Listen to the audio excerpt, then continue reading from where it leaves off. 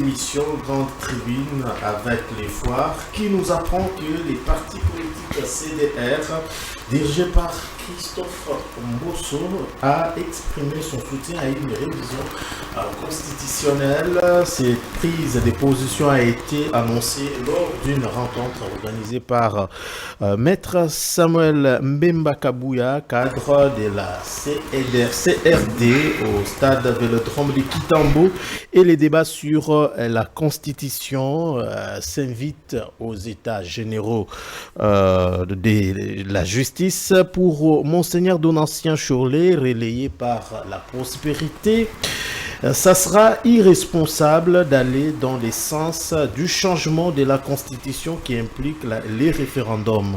En se référant à la thématique de ces assises, la justice est malade et quelle thérapie pour la guérir? Les porte-paroles de la SEMCO fait savoir que l'actuelle Constitution de la RDC est un pacte républicain et que si les textes qui s'y trouvent étaient appliqués, les pays ne seraient pas dans une situation pareille.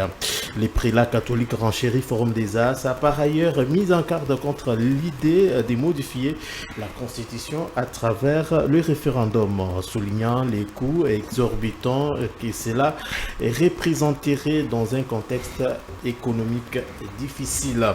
De son côté, les camps Fayoulou révèle Africa-Info.cd a lancé une nouvelle campagne intitulée « Changeons Félix Tshisekedi et non la Constitution ». Cette initiative vise à mobiliser la population contre le président actuel Félix Tshisekedi Tshilombo tout en préservant l'intégrité de la Constitution du pays. Dans un autre chapitre, Chile, Gelou et Zéro Trou Cicero indexés dans les scandales des 70 millions de dollars, révèle le journal Ouragan qui invite les parlementaires à exiger des comptes au ministre des Infrastructures et Travaux Publics concernant l'utilisation des 70 millions de dollars décaissés entre 2021 et 2023 pour le programme de réhabilitation urbaine Chile-Gelou et Zéro Trou. Dans les cadres du renforcement de la diplomatie parlementaire, l'Assemblée nationale va diligenter une mission parlementaire à Kampala, en Ouganda, du 12 au 19 novembre 2024, accompagné du rapporteur Jacques Njoli. Vital Kamerhe rapporte la prospérité a donné ses orientations et fixé les termes de référence de cette mission au cours d'un échange hier lundi avec le député national membre de cette délégation. Dans les restes de l'actualité, le commissaire provincial de la police de Kinshasa, Blaise Kilimalimba, a suspendu depuis le week-end dernier l'embarquement des véhicules mal garés sur les principales artères de la ville de Kinshasa, sauf en cas de panne. Donc, c'est réjoui les potentiels. Ce phénomène communément appelé Kikalunga est désormais interdit jusqu'à nouvel ordre. Ces mesures, explique-t-il, visent à lutter contre les tracasseries dites policières. Et pour terminer avec l'affaire Mbokani Marlène Tessa demande les rumeurs sur un prétendu divorce. Dans une récente déclaration, Marlène Mbokani, citée par Nouveaux Médias, a affirmé haut et fort son amour pour son mari. Pour ces médias en ligne, cette sortie médiatique de l'épouse du joueur qui pourrait mettre fin aux spéculations sur les réseaux sociaux autour du couple. Mesdames et messieurs, c'est tout pour cette page de revue de presse. Bienvenue dans le magazine de débat et analyse. Nous avons l'honneur de recevoir sur ce plateau Maître Claude Niembo. Il nous fait l'honneur d'être avec nous. Il est communicateur privé du président de la République, analyste politique. Bienvenue. Merci, M. Dan. Ça a toujours été un plaisir d'être là. Merci beaucoup. Vous n'êtes pas seul. Alors, M. Jean Bedel, bienvenue. Vous êtes cadre de l'envol d'Élise Sanga. Merci et merci beaucoup et je suis très heureux de partager ce plateau avec vous et ensemble avec les co-débatteurs. Je profite de ce temps pour saluer tous les amis de la Ligue des jeunes qui nous attendent d'ici 1 heure pour démarrer une grande activité pour répondre d'une manière un peu pragmatique au message lancé par les chefs de l'État en visant la révision ou bien le changement de la Constitution. Nous, du côté de l'opposition, nous sommes dit, on va lui répondre. Et c'est déjà pour bientôt. Très bien, merci beaucoup. Maître Yannick Kanvumbi, analyste politique et cadre de l'Union Sacrée, nous fait l'honneur d'être avec nous. Bienvenue, maître.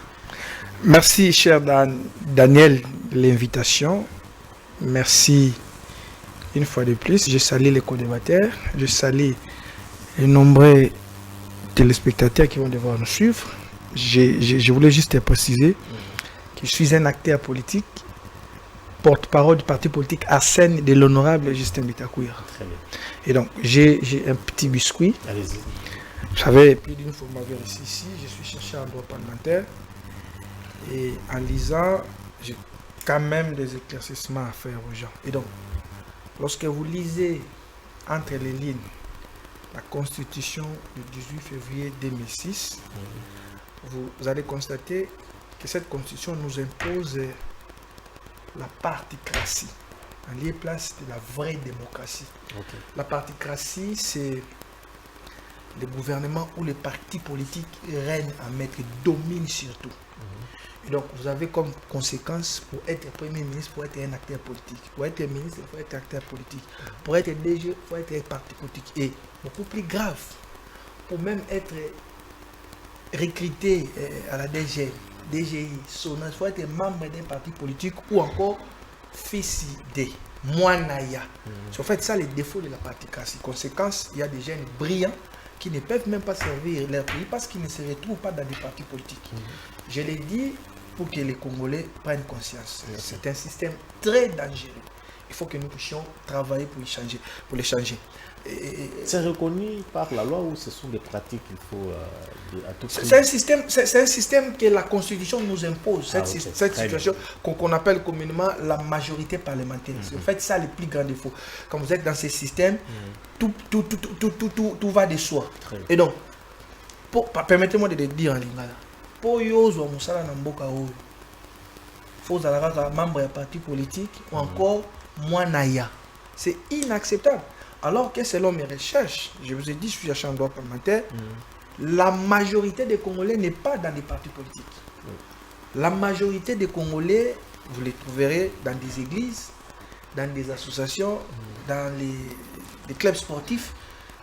Un petit groupe qui se retrouve dans des partis politiques, mais qui prend tout le monde en otage. Mais regardez, Banao, Bazanga, Papa, Bazanga, Bakombo, Bato, Bana, parti politique, ne peuvent-ils pas servir loyalement la République? Qui n'ont que l'intelligence, qui n'ont que Dieu. Ne peuvent-ils pas servir la République? Mais c'est quoi cette histoire-là? C'est la particratie. Les gens doivent lire et doivent... je ne suis pas en train de blaguer. Moi, ça me fait très mal. Quand je vois des gens avec qui on était à l'université très brillants, ils ne veulent pas faire la politique. Merci. Mais aujourd'hui, ils ne se retrouvent nulle part. Mon cher, je chute par là. La dernière fois, par exemple, les DG ont recruté, ou bien SONAS les ont recruté. Mais c'est un cesse, Régie des eaux. Et comme mais je vous dis, c'est chaque année qu'ils recrutent des gens. Banaya, membre de parti politique. Et quand vous faites le bilan de tous, des 18 ans et des 6 ans, vous allez vous rendre compte qu'ils ont systématiquement, sinon le système a systématiquement détruit nos établissements publics, nos entreprises publiques. Il faut revenir sur l'essentiel, la démocratie et non la particratie. Le gouvernement des partis politiques, ça détruit notre pays et voilà pourquoi je plaide pour le changement de la Constitution. On doit avoir pour que nous allions dans un régime présidentiel où on va mettre fin sur cette histoire de majorité parlementaire. Le président de la République, une fois élu, il peut lui-même nommer le gouvernement le même jour. Il peut même nommer un gouvernement de 5, 6, 10 personnes pour besoin d'efficacité. Au jour d'aujourd'hui, à cause de la majorité parlementaire, vous ne pouvez pas, je mets quiconque à défi, vous ne pouvez pas former un gouvernement de 30 personnes. C'est impossible. Il faut satisfaire tous les membres des partis politiques, tous les regroupements politiques qui ont gagné. Conséquence, il y a même des gens qui font des chantages au chef de l'État. Moi, j'ai 40 députés, 50 députés. Et si vous regardez la manière dont ils ont acquis ces députés, ce sont des manières discutables. Mais quelqu'un vient, il débourse 5 millions. Je suis autorité morale, je débourse 5 millions, aller battre campagne. Mais lui, il sait, il ne jette pas l'argent. Une fois qu'il a 4, 5, 6, 10 députés, il y vient. Sur vos je vais faire ceci, je vais faire ceci. Conséquence, on sacrifie l'intelligence, on sacrifie l'expérience au détriment de ce que j'ai dénoncé ici, la particratie. Merci beaucoup, Maître, pour votre intervention. Maître Claude, est-ce que vous avez également quelques mots à dire avant Oui, de le commencer? biscuit qui est juste que je fais un regard dans l'enseignement supérieur universitaire parce que je suis en même temps assistant Oui, il faut d'université préciser. publique et puis chercheur en 3e cycle à l'université de Kinshasa. Alors, l'observation que j'ai faite, c'est que aujourd'hui il y a changement. C'est comme si chaque ministre qui vient à la tête du ministère de l'ISU veut à tout prix changer les comités de gestion. Alors que lorsque vous lisez la loi 4, d'apporter des réformes. bon, les réformes, là, d'accord, on apporte, les réformes sont plus textuelles. On ne veut pas venir là, on change de les organes de gestion en désordre. J'ai l'impression que c'est chaque ministre qui vient de l'ISU qui a besoin d'enlever tout le monde. Avec quelle intention? Je ne sais pas, parce qu'on a besoin de personnes inférieures. Bon, ce n'est pas aussi mal, mais seulement lorsque vous lisez la loi cadre, vous comprendrez que le gestionnaire, membre des comités de gestion des universités, ce sont des établissements publics bien sûr, mais dont leur gestion est différente de tous les autres établissements publics. Parce que même la nomination, tout ce qui va avec, d'ailleurs la loi cadre de l'enseignement prévoit que le membre du comité de gestion soit voté. Mais jusqu'aujourd'hui, ce texte est en souffrance. C'est comme ça qu'on est en train de politiser les nominations au niveau des universités. Et ça, nous sommes en train d'en regretter. Mais seulement, chaque ministre qui vient de BAC a tendance à vouloir changer les comités de gestion. Mais de quelle manière on est en train de changer?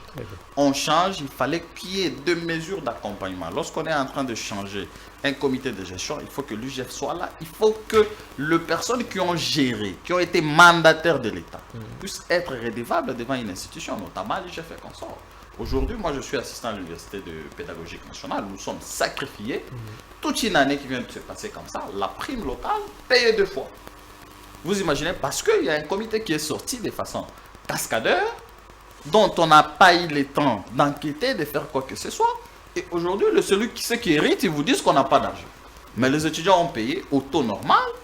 Alors, on ne sait pas cette situation. Qu'est-ce que fait la justice? Le rapport de l'IGF, qu'est-ce que le procureur général pour la cour d'appel en fait? Donc, toutes les choses sont comme ça. Madame la ministre vient, elle fait débarquer ceux qui sont là. Ceux qui sont là partent, on ne connaît pas la situation. Et aujourd'hui, ce sont des jeunes assistants très brillants qu'on a recrutés aujourd'hui, peut-être qui n'ont pas la chance, comme mon co-débatteur a dit, d'entrer en politique. Aujourd'hui, qui sont avec de maigres salaires. Non seulement ça, ils vivent d'ailleurs, l'État est incapable de le prendre tous en charge parce que c'est le seul domaine, le secteur dans lequel où l'État a une incapacité notoire. Si je vous dis ce qu'un assistant des universités touche, vous aurez trop de peine.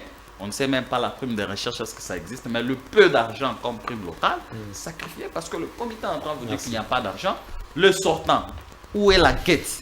Qu'est fait la Cour des comptes, toutes les institutions qui nous aident à enquêter, à faire sur la gestion de la chose publique? Et donc, nous invitons tous ceux qui sont gestionnaires dans ce secteur d'avoir un regard. Lorsque vous venez, vous avez l'intention de changer les acteurs, il faut qu'il y ait une mesure d'accompagnement. Voilà un peu mon biscuit. Merci beaucoup. Maître, monsieur Jean Bedel, vous avez quand même des minutes, allez-y. Oui, merci beaucoup. Je voulais réagir très rapidement par rapport à ce que j'ai entendu ici. Réagir oui, très rapidement dans l'état des biscuits, bien sûr. Ok. Oui, c'est que aujourd'hui, pour gagner la vie, il faut faire la politique, il faut être membre d'un parti politique. Mon co-débatteur de tout à l'heure a dit qu'il y a un régime de la paritocratie. Paritocratie. Donc c'est ça ce que moi je dis. Paritocratie. Non. C'est ça les vrais termes. Non.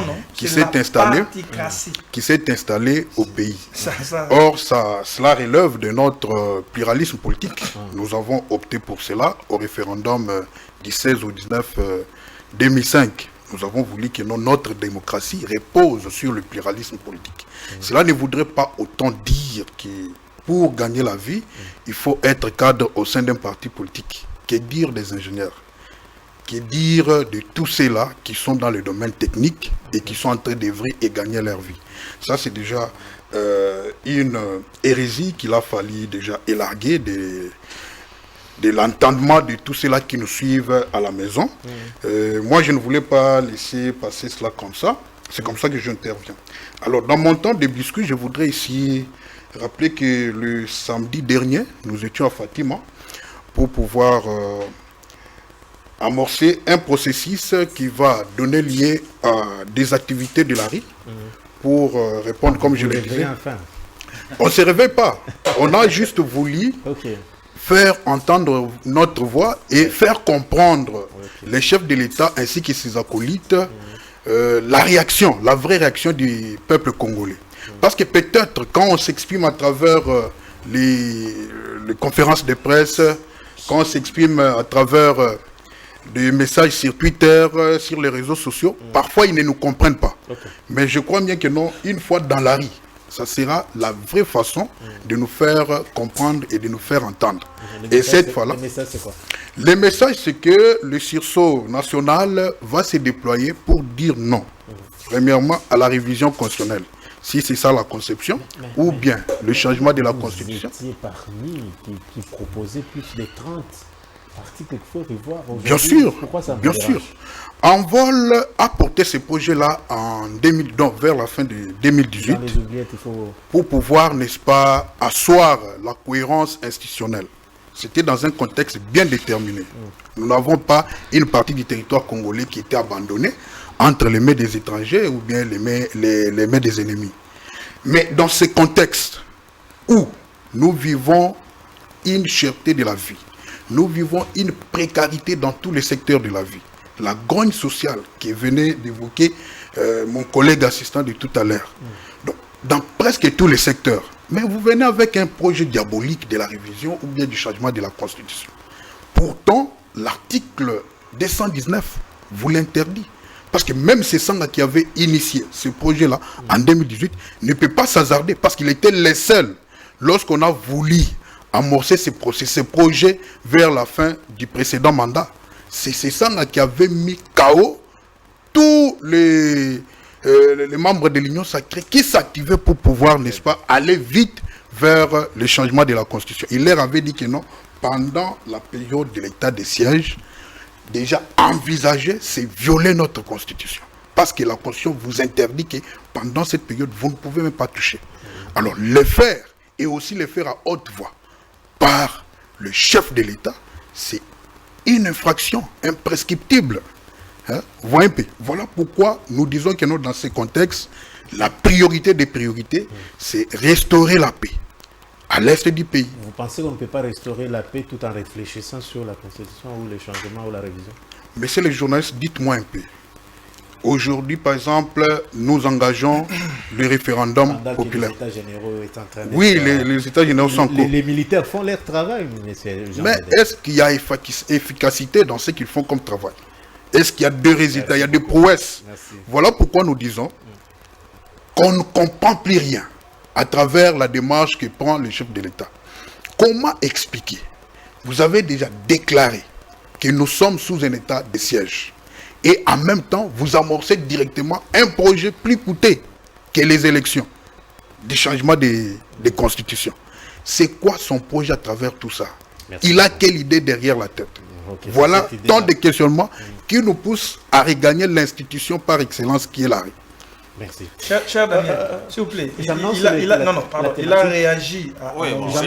Il a réagi à mon... Pardon, juste une minute. Il a réagi à mon discours. J'ai quand même le droit... Vous aurez la parole. Non, c'est important. Donne-moi juste une minute. Bon, je crois que toute vérité scientifique est relative. Mon ami doit être humble. S'il ne connaît pas, il ne doit pas opiner sur des choses qu'il ne connaît pas. J'ai parlé de la participation. Probablement, c'est pour la première fois qu'il écoute les mots. Soyez humble d'abord. Mais vous parlez à un politologue. Un politologue enseignant. Attendez. C'est pas hasard que je prononce mieux les concepts. Je t'ai dit, c'est la participation. Vous pouvez encore réconsulter. Merci beaucoup. Pour plus de précision. C'est pas possible. Tu as ton téléphone, tu peux même écrire participation. Les gens qui suivent. Bon, on aura le temps de pouvoir en discuter, même au couloir. On va approfondir. Il dit c'est le multipartisme. Quand vous allez en France, c'est aussi le multipartisme. Est-ce que c'est les mêmes réalités qu'ici? La Constitution, vous savez, l'avantage que nous avons, nous, praticiens des droits, c'est que nous savons lire entre les lignes. Je vous dis, c'est un système nous imposé. Beaucoup de gens ne le savent pas. Peut-être que vous aussi, vous ne le savez pas. Quand on vous dit, il faut avoir Ce n'est pas parce que vous avez le mille-partisme que c'est automatiquement, on vous impose la partie cassée. C'est pas ça. C'est pas ça. C'est le constat que tout Congolais constate au jour d'aujourd'hui dans ces pays. Pour trouver un emploi, il faut soit être membre d'un parti politique, il faut soit moinaya. Et c'est ce qu'on appelle la particratie. Dans un État, il ne faut pas l'encourager. C'est en fait l'antithèse de la démocratie. Voyez-vous? Et donc, quand j'évoque ces notions, mon ami doit être humble, il ne doit pas venir dire que j'ai dit des hérésies. Non, ça c'est quand même trop fort. Et quand il chute sur les débats de la religion constitutionnelle, il dit c'est Deli Sesanga qui aurait mis KO. Non. Ici, on me dit particratie. Non, c'est qu'on dit. C'est un système au sein duquel le pouvoir serait exclusivement détenu par les partis politiques. Exactement. C'est qu'on dit, c'est même dans les téléphones. Vous avez les particraties, non? Oui. C'est partout. Donc, un système politique. Il faut être humble quand on ne connaît pas. Il faut être humble. Il ne faut pas venir faire des discussions. Souvent au détriment. Il y a également partitocratie. Mais moi, je parle de la particratie. Non, lisez partitocratie. C'est la même définition. Moi, je parle de la particratie. Même définition. Alors, lui ne devait pas me contredire parce que moi, je parle de la particratie. Non, chacun a prononcé de sa manière. Mais le contenu apparemment est le donc même. vous êtes face à un spécialiste du Non, mais moi je parle de le concept, c'est la partitocratie. C'est juste. C'est la guerre de mots. Ici d'ailleurs on a écrit particratie ou partitocratie. Ou partitocratie. Si cette question du changement de la constitution, Deli Sesanga n'a pas mis les gens KO. Attendez. Maître, c'est important parce que là, il est en train de faire le marketing de quelqu'un. Les gens vont croire qu'il n'y a pas d'argument pour... Non.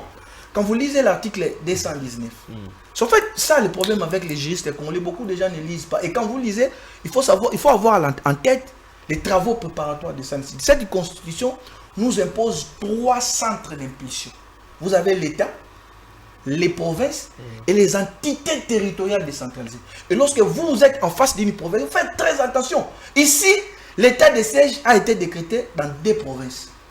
Je vous ai dit qu'il y a 3 centres d'impulsion dans 2 provinces. Et quand on décrète un état de siège dans une province, il y a des conséquences qui s'en suivent, notamment la gestion, ce sont les militaires qui gèrent. Si c'est au niveau de l'État, le premier ministre serait premier militaire, les ministres seront des militaires. Et toutes les juridictions civiles, il est avocat, il sait. Mais ici, au Kinshasa ou dans d'autres provinces, on ne les retrouve pas. Vous ne pouvez pas dire, j'interdis à ces sangs de le dire. C'est un juriste qui s'est trompé. Je le comprends, c'est un aîné, peut-être probablement il ne lit plus. Je l'interdis de ne plus le dire. C'est une honte pour un juriste. Donc il faut avoir en tête que le président peut même décréter l'état de siège dans une commune. C'est une entité territoriale décentralisée. Lorsqu'il y a des troubles dans une commune, vous ne pouvez pas dire toute honte. C'est tout l'État qui est mis sous État. C'est possible. C'est peut-être un langage politique. Non, il n'a pas. Je l'ai suivi à l'Assemblée nationale, probablement. Si j'étais député, j'allais le contenir. Et je suis sûr et certain, si cette question, si un député, si un groupe de députés sollicite l'intervention de la Cour constitutionnelle, j'aurais raison. Il faut lire les travaux préparatoires de cette Merci beaucoup. Alors, États généraux de la justice, entre les textes et l'homme congolais, maître Claude. Bon, dans ces pays, on en a eu beaucoup des états généraux. Des états généraux en états généraux. Jusque-là, c'est quoi le problème? Le problème est à quel niveau? Bon, heureusement que vous m'empêchez aussi de répliquer sur ce que les collègues viennent de dire. Vous avez 3 minutes. Il a dit beaucoup de choses, mais je vais juste répliquer sur un petit moyen avant d'entrer dans le débat du jour. Lorsqu'il dit que la Constitution, ils ne comprennent pas le bien fondé de cette démarche. Aujourd'hui, la Constitution telle qu'elle est, c'est un texte qui se veut révisable. C'est comme une mère qui sait comment tomber enceinte et de quelle manière on peut arriver à la maternité. Donc, le texte en lui-même prévoit sa façon, sa révision et le mode même de sa révisitation. Alors, on ne peut pas interdire parce que le même texte de la Constitution elle-même prévoit qu'elle peut être révisée. Interdire ce droit encore au président de la République qui, le droit lui reconnaît à l'article 218 d'initier. C'est vrai que l'initiative est concurremment de l'Assemblée nationale, mais ici, le président de la République prend parole et il les dit. Nos amis de l'opposition vous disent qu'ils ne comprennent pas le bien fondé. Il y a beaucoup d'éléments que nous pouvons démontrer que c'est vrai, Les parce bien que fondés de les l'initiateur- yeux sont plus Maître, fixés on à comprend l'article. plus. Oui. Les bien fondés de l'initiateur. Le bien fondé de l'initiateur. Bon, il vous a parlé, il a relevé beaucoup de problèmes. Pour installer le gouvernement, ça doit prendre combien d'États? Tout ça, ce sont des régimes politiques. C'est que nous avons, tantôt il faut faire ceci, tantôt il y a beaucoup de formalismes à la République démocratique du Congo qui prennent du temps. Au finish, vous constaterez que au lieu de faire 5 ans, le président de la République fait 3 ans. En principe, il y a la mission de l'informateur, tous ces formalismes-là ont quel intérêt? Donc, il y a beaucoup de choses à recadrer. Et je l'ai entendu aussi parler de l'état des sièges. L'état des sièges n'est qu'une mesure administrative qui peut être levée ad nutum. Parce que c'est le président de la République qui l'a décidé, il peut le lever. Encore que, pendant qu'on a soulevé la question de la révision constitutionnelle, voire même du changement, selon les cas, c'est vrai que ce sont des termes différents. Alors, pendant qu'on a soulevé cette question, c'est quelque chose, c'est une idée qui n'est même pas concrétisée. On n'est pas en train d'exercer pour que les gens mettent non, l'article 219 ou dit ceci, on ne peut pas réviser pendant l'état des sièges. Non, on n'a pas révisé. C'est une idée qui est, c'est un débat qu'on a laissé aux scientifiques.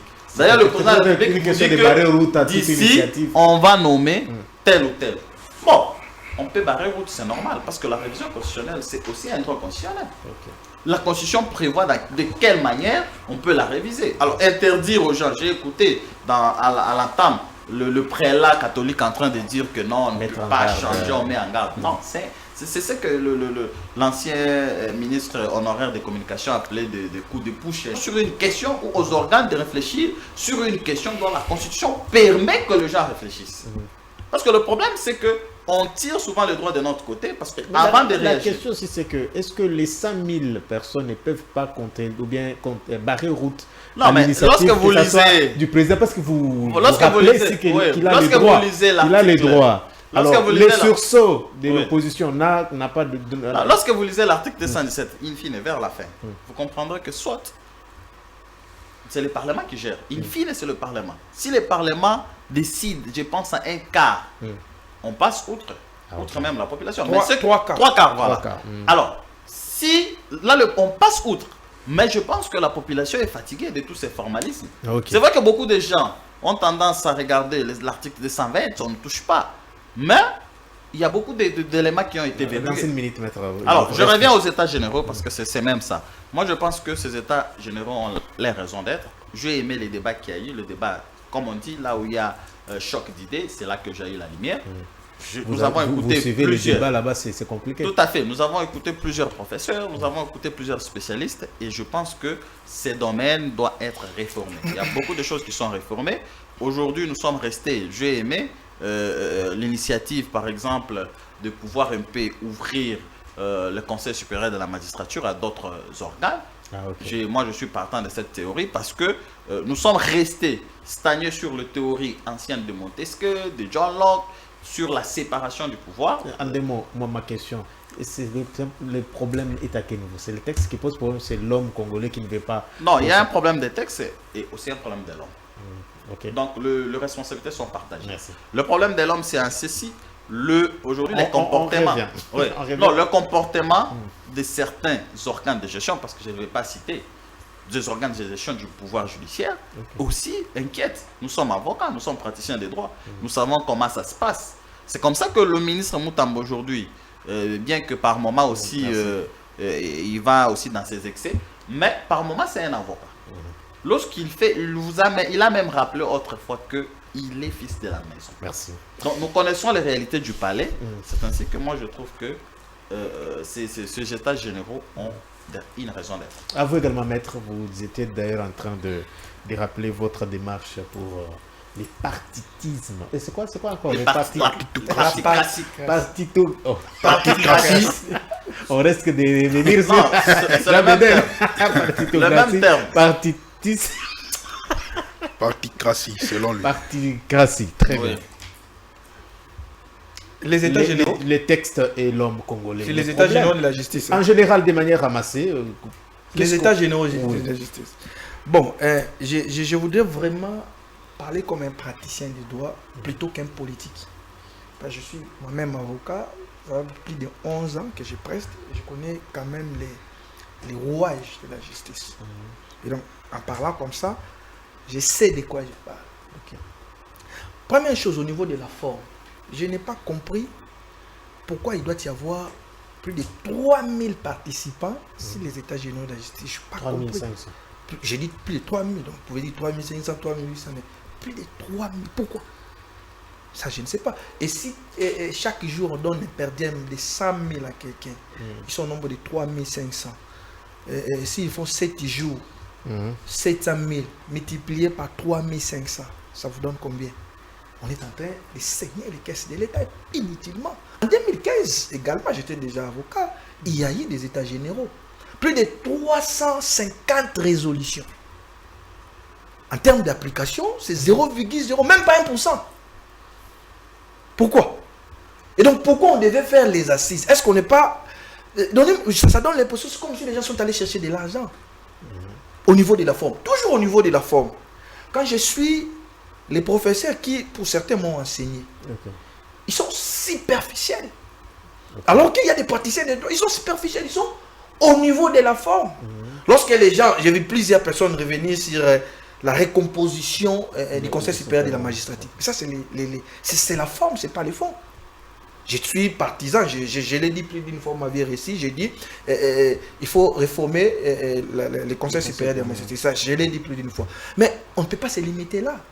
Et d'autres encore sont venus avec des notions, bon, pas très scientifiques. Dire par exemple qu'il faut arrêter cette histoire des immunités pour les gouvernements. Mais les gouvernements ou les membres des gouvernements n'ont pas des immunités. Non, on doit, cette infirmité de la race, ces infirmités ne doivent pas venir de... J'ai entendu Gilles Alinguette revenir, à son niveau, il ne peut pas dire ça. C'était quand même inhérent. Bon, vous savez, lui, il est spécialiste des chiffres. Quand vous voulez aborder les questions du droit, il dit, tout on dit, on doit arrêter ce système. En d'autres termes, il demande il demande aussi que les chefs d'État soient arrêtés comme tout le monde. Ça n'existait pas, nulle part au monde. Quand vous allez aux États-Unis, en France, pour arrêter un chef de l'État, il y a toujours des procédures. Cela ne signifie pas que ça accorde l'impunité. Le président n'a pas les immunités. Le président a ce qu'on appelle l'inviolabilité de la personne du chef de l'État. Les députés ont des immunités. Les ministres n'ont pas des immunités. Ils ont les privilèges de juridiction. Alors la seule différence au Congo, c'est que pour qu'un ministre soit arrêté, on doit solliciter l'autorisation de poursuite, pas la levée des immunités. L'autorisation de poursuite. Ce sont des notions, quand vous allez là-bas, il faut. Mais, chers amis, les vrais problèmes de notre justice ne sont pas abordés là-bas. En tout cas, je ne les vois pas. On a invité des gens qui sont venus, comme s'ils étaient en train d'enseigner. Regardez, dans un forum aussi scientifique comme celui-là, quand quelqu'un parle, il y a des gens qui crient comme des... Ça n'existe pas, ces histoires-là. C'est ridicule. Pourquoi ils ne m'ont pas invité? Parce que j'avais demandé la parole. J'ai même dit que je devais être panéliste. Ils ont choisi les gens. Pardon, participants. Ils ont choisi les gens. Mais regardez, chers amis. Notre justice est malade. Ce n'est pas le confrère qui va me contredire. Même pas les magistrats. Nous sommes tous d'accord que la justice est malade. Mais qui ont fait en sorte que cette justice soit malade? C'est la plus grande question qu'on devait répondre. Je l'ai dit. Les premiers problèmes majeurs de notre justice, c'est l'homme congolais. Et dans l'homme congolais, vous avez principalement l'homme politique et secondo, le personnel judiciaire. Personnel judiciaire, entendez, magistrat, juge, APJ, greffier, les autres, là, huissiers, et même les partenaires de justice que nous sommes, nous les avocats. Voilà. Ça, c'est un problème sérieux. Regardez, l'homme politique, pourquoi? L'homme politique, parce que c'est lui qui nomme et révoque les magistrats. Quoique, c'est toujours sur proposition du Conseil supérieur de la magistrature. L'homme politique, pourquoi? C'est lui qui est appelé à mettre les fonds à la disposition de ces magistrats. L'homme politique, pourquoi? Parce que c'est lui, en définitive, qui doit appliquer toutes les recommandations. Tu vois, les recommandations qu'ils sont en train de faire là, ce sont les hommes politiques qui doivent les appliquer. Chacun a ce qui les concerne. Le Parlement, la présidence de la République, les ministères, ce sont les hommes politiques. Est-ce que les hommes politiques congolais, au jour d'aujourd'hui, sont-ils prêts à accepter l'indépendance du pouvoir judiciaire? C'est-à-dire, arrêter les interférences politiques. Je vous dis, dans ce pays, je suis avocat, je sais de quoi je parle, il y a une forte interférence politique comme pas possible. Moi, j'ai quand même des dossiers où vous voyez ça en souffrance 3, 4, 5, 6, 7 mois, il n'y a pas de prononcé parce qu'il y a eu l'intervention des hommes politiques. Voyez-vous? Merci, maître. Permettez-moi de chuter. Ça, ce sont des problèmes sérieux. Bon, parce que apparemment, vous avez peur des hommes politiques. Je laisse les hommes politiques. Non. Je reviens sur les personnels judiciaires. On accorde les personnels judiciaires.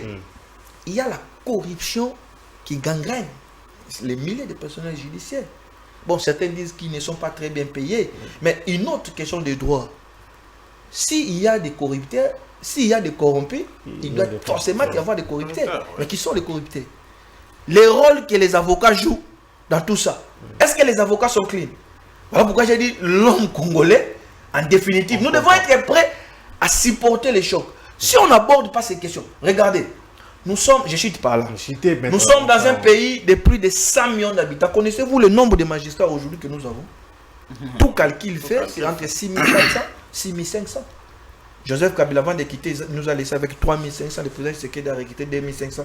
Voilà pourquoi je plaide pour que les 2500 qui restent soient nommés. Qui peinent d'ailleurs à être nommés. Oui.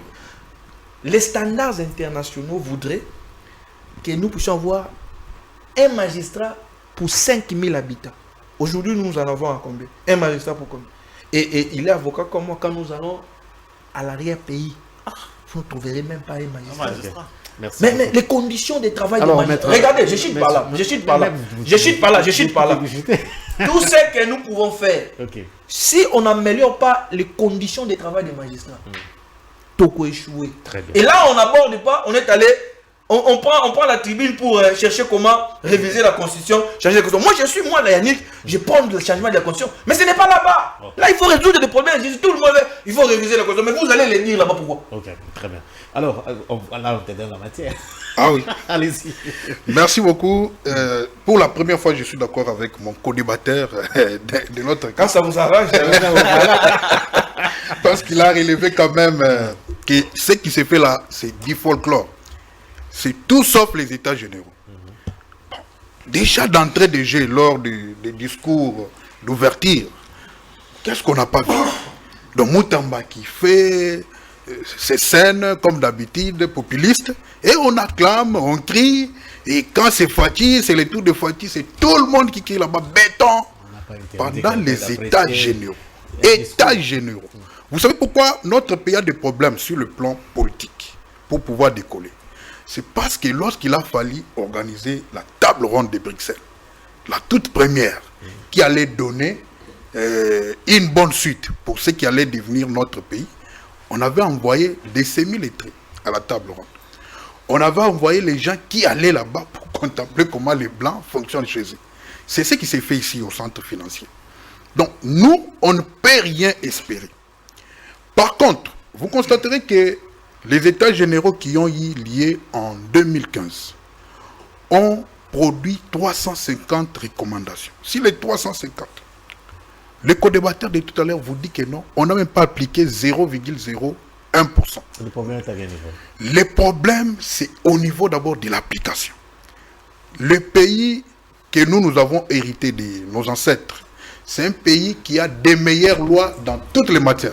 Alors, même si vous cherchez, même si vous cherchez une loi sur les cafés, sur les arachides, il y en a.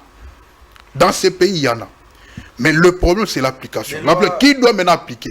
Ce sont des acteurs de la justice qui posent problème.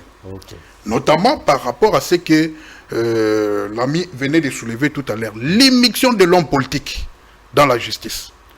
Parce que quand on parle, même quand ils ne sont pas d'accord avec nous sur ce que nous défendons aujourd'hui, comme valeur, comme acquis de notre constitution du 18 février 2006, en ce qui concerne la séparation des pouvoirs.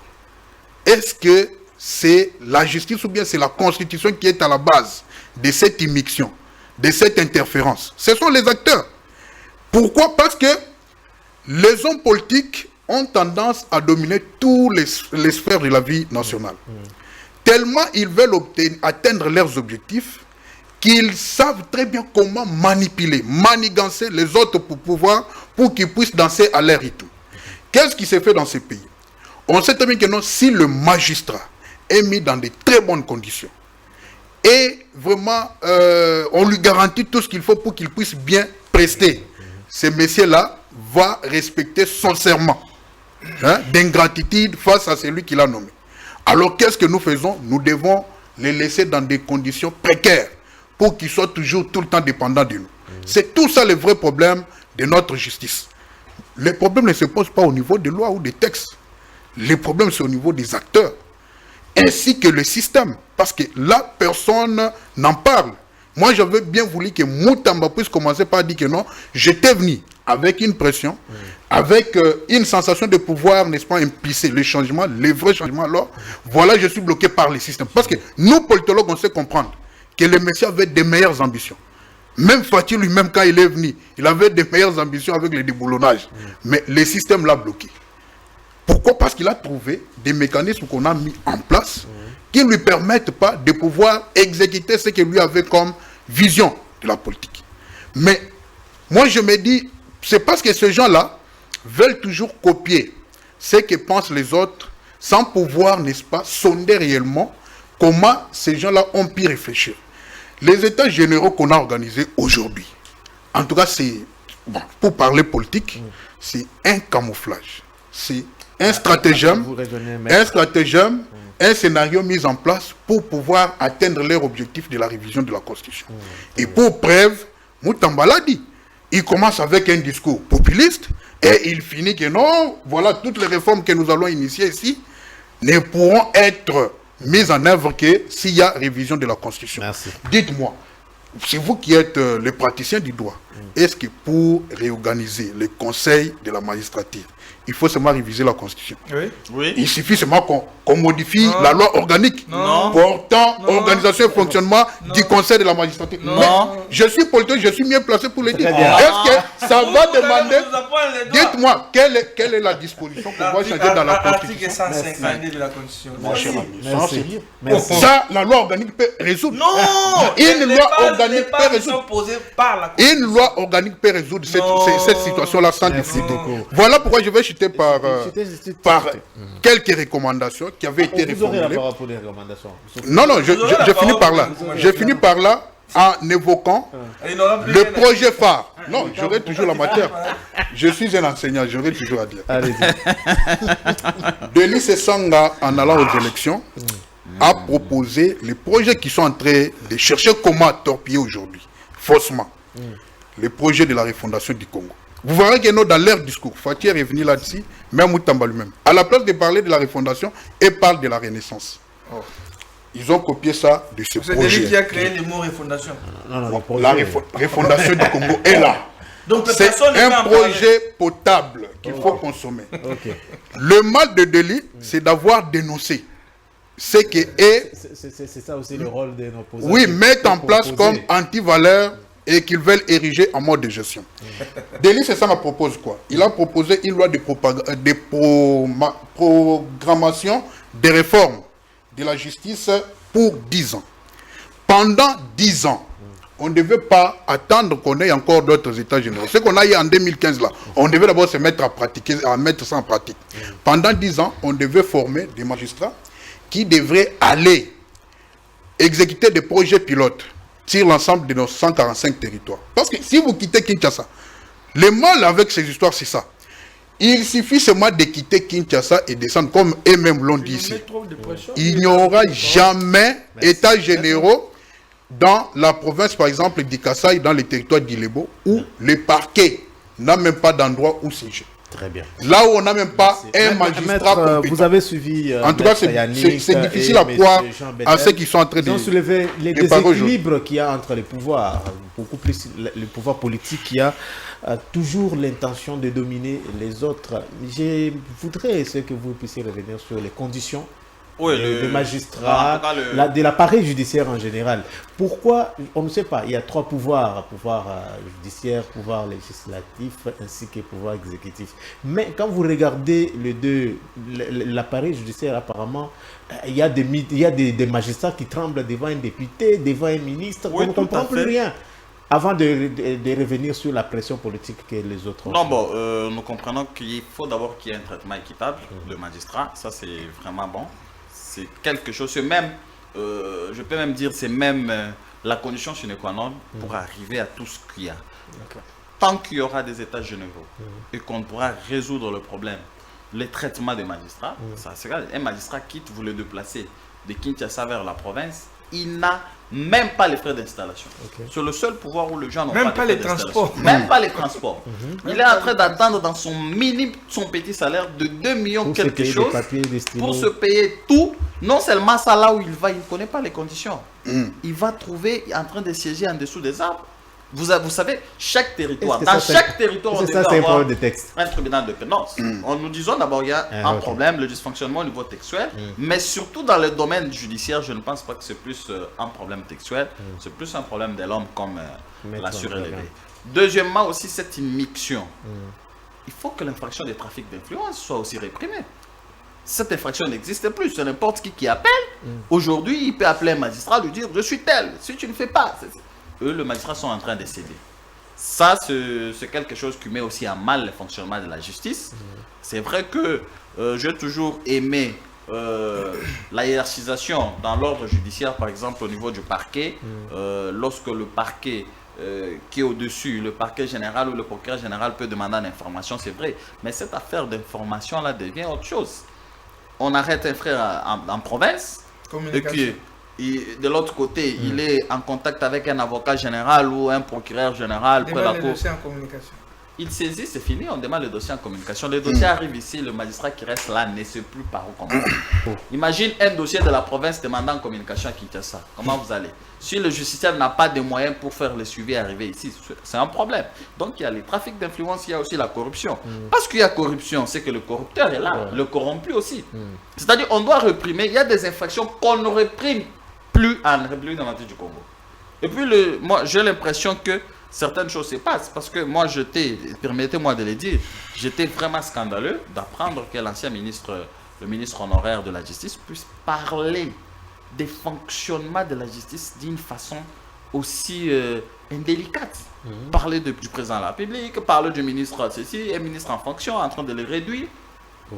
Et nous avons suivi tous que non, on l'appelle, on lui dit que non, il sort calmement et qu'on veut lui interdire. C'est comme ça que j'avais aimé un journaliste qui avait dit, quand il avait vu la lettre de Moutamba interdisant sa sortie, on lui a dit non, monsieur le ministre, ne gaspillez pas de l'encre.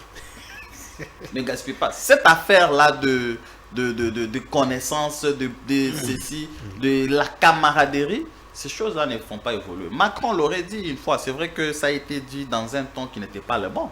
Il aurait rappelé ça lorsqu'il était venu. Il a dit que non, nous avons été incapables de gérer nos institutions. Aujourd'hui, il y a des corrompus, de personnes qui ont détourné les deniers publics. Ils se retrouvent aujourd'hui. Ils sont en train de se métasphaser dans le gouvernement. Ils reviennent sous d'autres formats. Mais est-ce qu'une personne habituée à faire la corruption, à corrompre, à trafiquer, à faire ceci, lorsqu'il change de camp, c'est que les idéaux sont les mêmes. Donc il y a un problème de l'homme congolais. Dès lors que les magistrats seront... Parce que l'indépendance n'est pas seulement textuelle. L'indépendance est liée aussi au traitement. Aujourd'hui, les inspecteurs de finances... Non, je donne un exemple. Les inspecteurs des finances, les gens ont du mal à les corrompre. Pourquoi? Parce qu'ils sont mieux traités.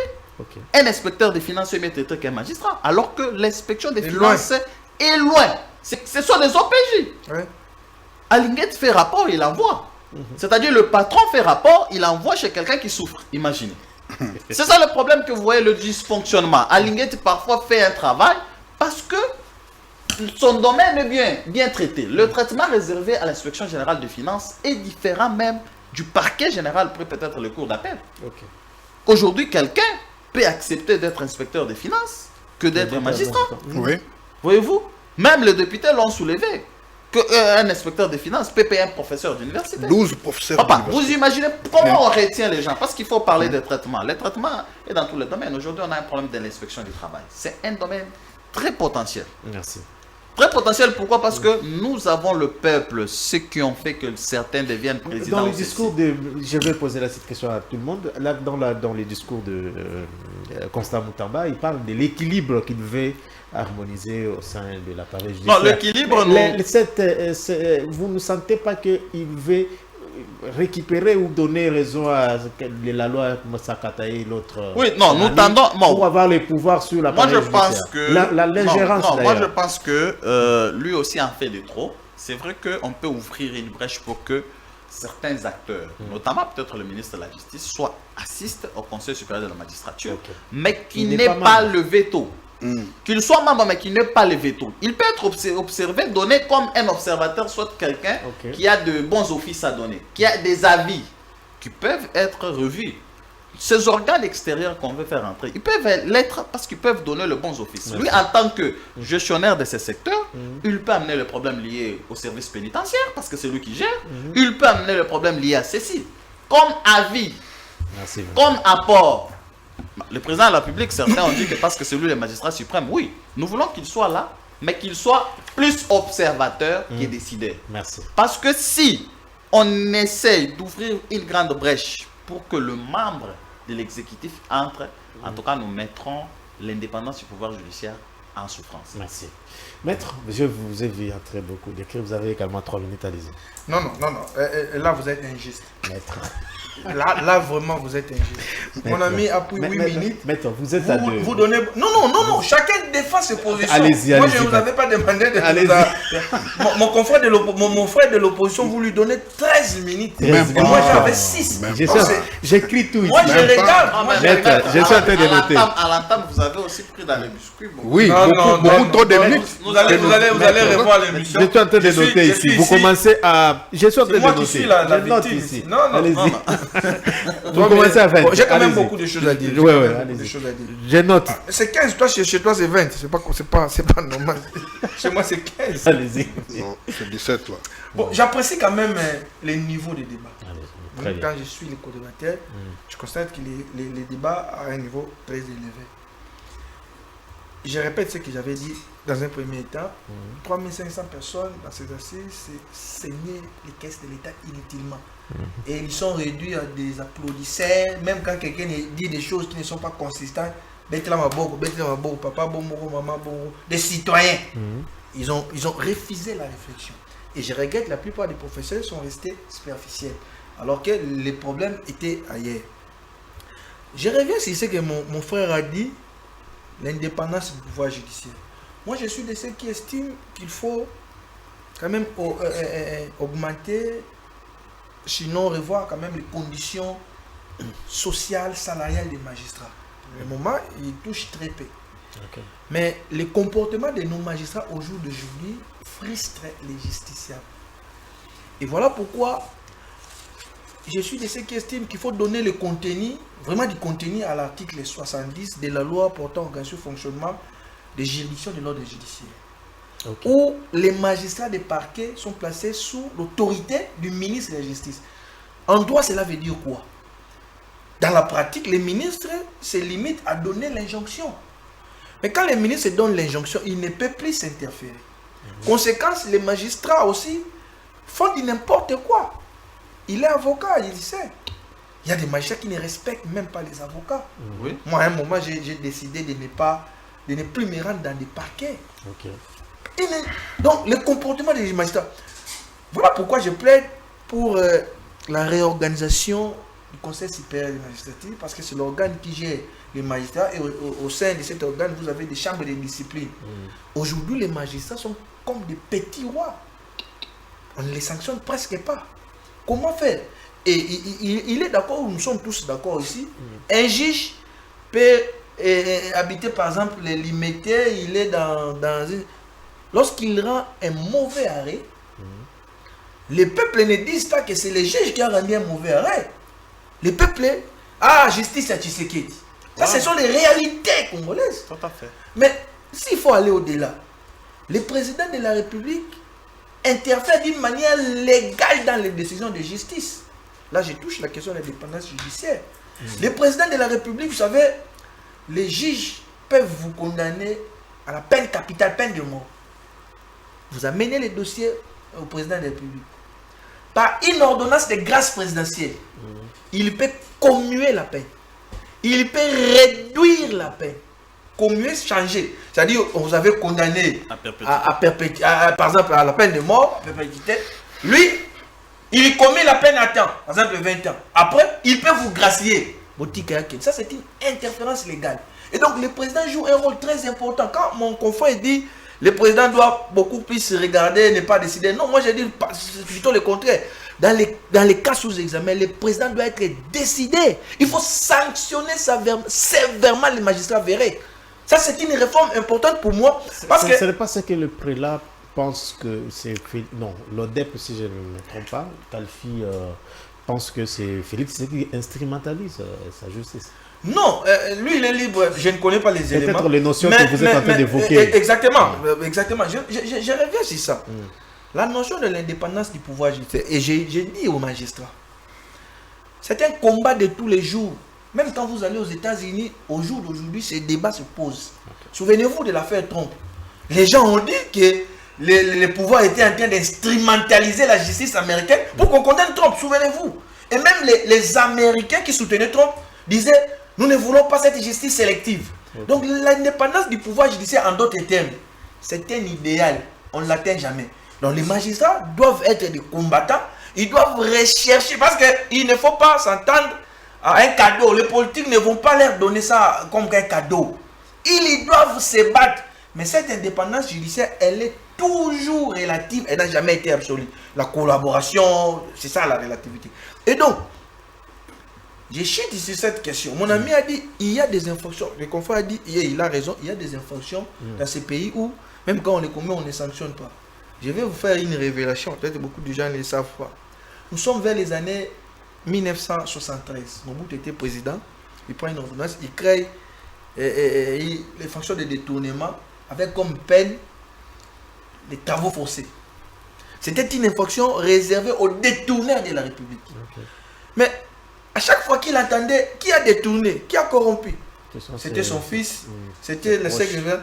On n'a jamais mis en musique cette disposition. Conséquence, depuis 1973, jusqu'avant l'arrivée de Tshisekedi, personne n'a jamais été condamné pour corruption. Des 18 ans de Kabila, jamais. Et je cherche un juriste sérieux ici qui vienne me contredire. Jamais. Mais sous Tshisekedi, il faut dire qu'il y avait quand même de bonnes décisions. Il y a une décision de justice coulant à force des choses jugées. Condamner les gens en détournement. Souvenez-vous les procès contre les membres de l'EPST, il est en prison. Condamné. Quoique, il y a aussi des gens qui ont été condamnés, graciés par la suite pour détournement, ce qui n'est pas légal, ça je condamne. Mais au moins avec Tshisekedi, nous avons eu des avancées. Il doit y avoir ce genre de procès. Tantôt j'ai posé la question ici. Qui sont les corrompus? Qui sont les corruptés? S'il y a des corruptés, donc il y a des corrompus. Il faut maintenant qu'on organise des procès. Parce que l'un des problèmes sérieux de notre justice, c'est la corruption. Et ça, je ne cesserai de le dire. Oui. La corruption a atteint des proportions inquiétantes. Et si on laisse comme ça, ce pays va disparaître. Et les états généraux ne serviront. Je vous dis, les états généraux là, moi je ne les crois pas. Ils sont allés, c'est pas 3500 personnes, 7 jours. Si vous avez 100 000 francs, 700 000 multiplié par 3500. Vous avez combien? Au-delà de ça, qui nous donne les budgets. Dites à Moutama, vous êtes des journalistes, qui vous donne les budgets de ces assises-là. Pourquoi il a eu organisé des assises alors qu'on a des recommandations? Les problèmes sont connus, il ne faut pas aller dans des assises. Pour tout praticien de droit connaît les problèmes de la justice, connaît. Il nous reste quelques minutes, on finit. Alors, monsieur Jean. J'ai fait moins de 4 minutes. Hein. Non. C'est trop. 7 minutes. Plus de 7 d'ailleurs. Voilà. Je devrais au moins placer un mot. Je comprends mal que Moutamba, ensemble avec ses aînés, professeurs, au cadre, au sein de leur boutique de l'Union Sacrée. Non, il n'y a pas que l'Union Sacrée là-bas. Non, mais c'est beaucoup plus l'Union Sacrée. Est-ce que vous avez bien opposé là-bas? Mais est-ce que si vous-même on invité... Non, mais on va nous inviter pour aller... Voilà, déjà vous avez une position. Non, mais pour aller on sait très bien que non, c'est un stratagème mis en place. Mise en place pour obtenir la révision constitutionnelle. Alors nous allons applaudir ça nous allons appuyer ça. Non, il faut comprendre, lui c'est un prélat. Il faut comprendre à quel titre il est C'est un parti. opposant. Il n'est pas opposant. Il n'est pas opposant. Depuis longtemps, Il n'est pas opposant. les gens qui dirigent l'église catholique, Non, depuis mon il bout, n'est jusqu'à pas aujourd'hui, opposant. sont toujours Si je te posais la question en ta qualité de chercheur parlementaire, de me prouver combien il est opposant, tu ne le feras pas. Tout le monde le Voilà. sait. Vous comprendrez comme moi que Charles Montesquieu, à son époque, avait déjà établi l'équilibre que Moutamba est en train de chercher aujourd'hui. Charles Montesquieu avait déjà établi les contrepoids en disant qu'il a fallu qu'à la limite de la force, le pouvoir arrête le pouvoir. Il a fini par démontrer que non, s'il n'y a pas contrepoids, on va faire un recul vers la dictature, vers la tyrannie. Voilà, c'est ce que nos amis ici veulent recommander. Moi, je me dis, comment on peut être juriste et faire une telle recommandation? C'est vraiment très très grave de constater que dans notre pays, on nous a tout pris et on commence même à nous prendre les cerveaux. Alors, je ne sais pas si on va rester avec quoi. Alors, moi, je dis ceci. Moutamba va partir un jour, Tshisekedi va partir, ce pays restera. Mobutu avait fait des lois à son époque, il est parti. Il nous a laissé cette république. Alors, s'il y a quelque chose que nous n'allons jamais admettre, c'est de pouvoir perdre cet équilibre-là, qui est déjà tracé. L'équilibre existe déjà. Il suffit seulement qu'on puisse maintenant bouger les hommes, qui doivent mettre en application cet équilibre pour que cet équilibre soit effectif. Qui doit bouger ces hommes? Qui doit bouger? C'est les donneurs d'impulsion. Les magistrats suprêmes, il devait commencer par prêcher par le modèle. Mais bizarrement, lui-même est dedans. Parce que lorsqu'il a fallu que la justice s'imprègne du dossier de son excellence, monsieur le forage, monsieur l'éclairage public, il a dit quoi? Non, il faut aller doucement, ce sont des pères de famille. Les droits et la justice. Il faut comprendre que interpréter un texte en dehors de son contexte n'est qu'un prétexte. Non. Les gens veulent trouver un prétexte pour changer la constitution. Si vous leur posez la question, l'ami vous dit ici que non. L'ami vous... Mais je ne vais pas. Non, l'ami... Non, Je dois quand même clôturer les j'agite par là. L'ami vous dit ici que non. On doit instituer le régime présidentiel. Or, le régime présidentiel dont il parle, ça ne sera ni présidentiel, ça sera du présidentialisme. Ou bien de la chilombocratie qu'on pourra instituer dans notre pays. Ça sera tout sauf un régime présidentiel. Ça va. Nous retenons que les États généraux tels que organisés ne nous permettront pas d'atteindre des objectifs. Parce que moi, j'étais scandaleux que... Tout à fait. J'étais scandaleux que sur... Non, tout à fait. Comme moi, je suis chercheur en DA sur la question des droits des propriétés intellectuelles. La question telle qu'elle a été abordée par le pasteur Moïse Mbi, il n'était pas dans les fonds. Le problème de la propriété intellectuelle n'était pas touché. Mon mémoire de DA c'est sur la propriété intellectuelle. Mais il fallait avant, il faut aller chercher les chercheurs, les spécialistes en la question. Ce sont les erreurs même de Gilles. Ce sont des erreurs.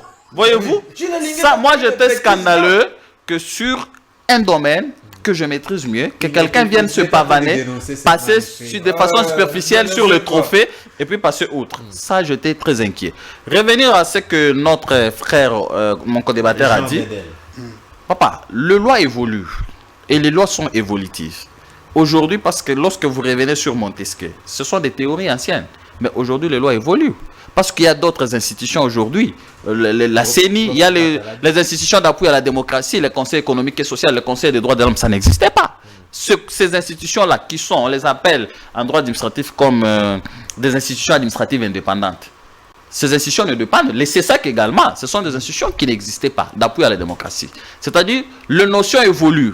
Vouloir rester aux théories anciennes de Montesquieu, tel que ça a été donné, je pense que la société évolue. C'est comme ça qu'on vous dit, c'est comme ça qu'on vous dit que même en droit parlementaire, les choses ont évolué. Aujourd'hui, il y a une démocratie populaire qui est plus forte que même la démocratie parlementaire. Le peuple peut s'arranger ici, dire que le régime tombe. Comment on peut le faire? Non, mais vous n'êtes pas. Vous êtes en train de dormir. Vous êtes en train. Non, Mais Pour attendez. une fois, le seul président qui a dirigé ces pays sans aucune opposition, c'est le président Tshisekedi. Ok. Attendez-nous. Tout à fait. D'ici. Nous les défis, incapable de réunir 100 membres.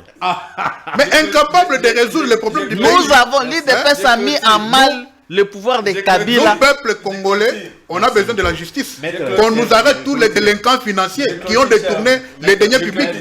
Mais il viendra pour nous dire que non, ce sont des pères de famille. Merci. Incapables de Mais- résoudre les problèmes. Je vais dire aux Congolais qu'il est certes vrai que la justice élève une nation, mais les réformes que nous voulons au niveau de la justice doivent en réalité venir résoudre ces problèmes.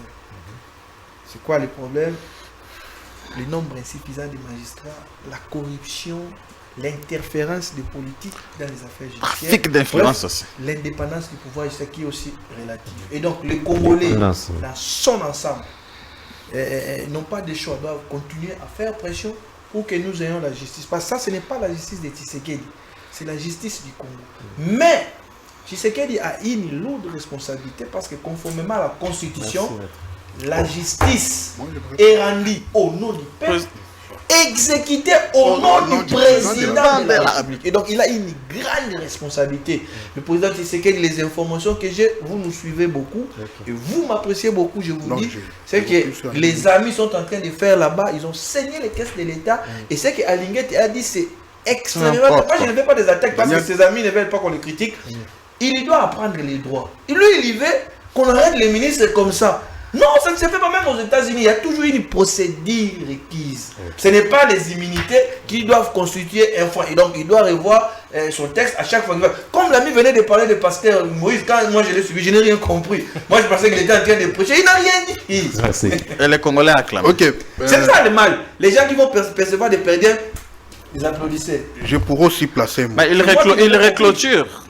C'est moi qui Justement, moi je n'ai pas. C'est que nous allons pas eu la chance de Mais conclure. c'est lui qui a Voilà, commencé. permettez-moi, Il a conclu à plus de 5 devrait être celui-là dans lequel et les dirigeants et les dirigeants sont tous soumis aux prescrits des textes Merci beaucoup. et au respect de ces textes-là. Merci beaucoup, Mais monsieur dès lors qu'il y a Yannick des délinquants financiers, Merci qu'on ne s'est également pas à arrêté Maître parce qu'il y a pour avoir répondu un ministre qui ne veut pas à qu'on nos arrête. questions. Merci beaucoup à vous également, chers téléspectateurs internautes, d'avoir suivi ce magazine. Le plaisir était pour moi de vous le présenter. Retrouvez dans un demain à la même heure. D'ici là, portez-vous bien.